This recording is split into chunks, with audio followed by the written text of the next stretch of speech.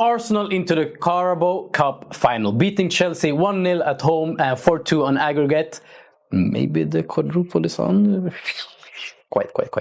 But this game, oh boy. If you want to torture someone, if you have a war criminal in the prison, please don't even show them the first half of this game, because it was that bad to watch it. For me as an Arsenal fan, we knew we just had to not lose and we get through. If we draw, even that we will get through. But in my mind, if I'm thinking, okay, as the team that is a goal behind, we need to score. We need to put some emphasis on this game, show that we are there.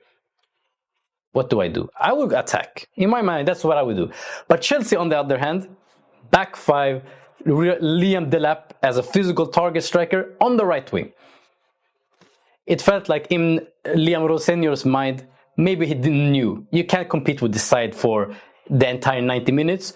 So we just bring it to the maybe last half hour, because after 65 minutes, they brought on Palmer, good. And Esteban, fine. Good attacking subs. And it switched it up, because at that time it was still 0-0. So you had a chance. You just needed the one goal to get the game into penalties. But even after the substitution, I felt like Chelsea did not want to win that game. No desire, no intensity, no intent to actually go forward and try to win that game. It was the worst last-minute push for a goal I've ever seen. Because usually in most games, you get that one chance at least to do something, to maybe the ball drops to your feet, you can have a chance. But they didn't even get that, because at the end, they just played the ball around. No route one, just trying to do something, hoof the ball in the box. They just played the ball around. Nobody even tried anything. Eventually, Arsenal go down the other end through a beautiful counter-attack. Nkapia, Trossard, Rice, and then to the main man. The guy that points to the badge that he plays for, showing this is the team that is from London. The red side, the true side of London, Arsenal. And it was Kai Havertz that scored the goal to defeat his former side, Chelsea. But there are some things which I want to talk about from this game, because there's not much to talk about. So first of all, it's the referees. Because like the Ballon d'Or winner, Premier League supreme midfielder Rodri saying, it's a problem of referees in this country. And I felt like you could see that today. First, the nonsense of booking Mikel Arteta. Of course, Mikel Arteta does a lot of things that may warrant yellow cards. But this time, just having some friendly banter, joking with the referee, and he was like looking at the number one official, like, get this guy out of here. So boring. You can see on Arteta's face, he does the Lampard, where he goes from laughing into serious face instantly. Super poor. Just boring. But second of all, it's the lack of VAR, because VAR is in this game.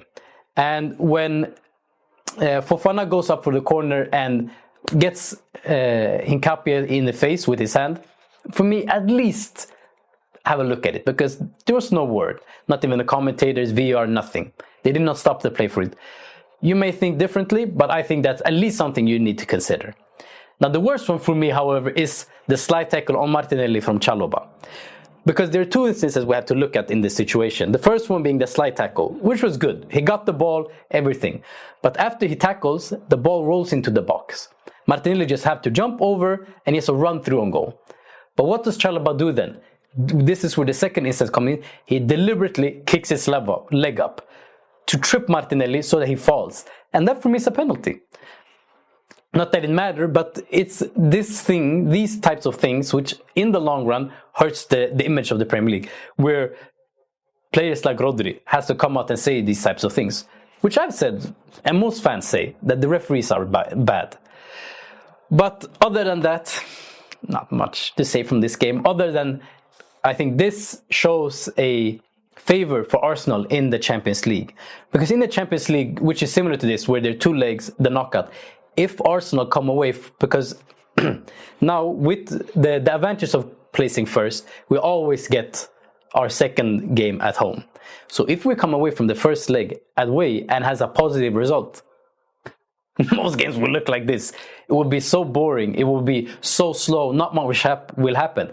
But I think that will favor us in the Champions League. And if we can be able to adapt and produce that same type of match in the Champions League, maybe we could do something great there as well. But other than that, not the greatest game, but Arsenal in the Carabao Cup final.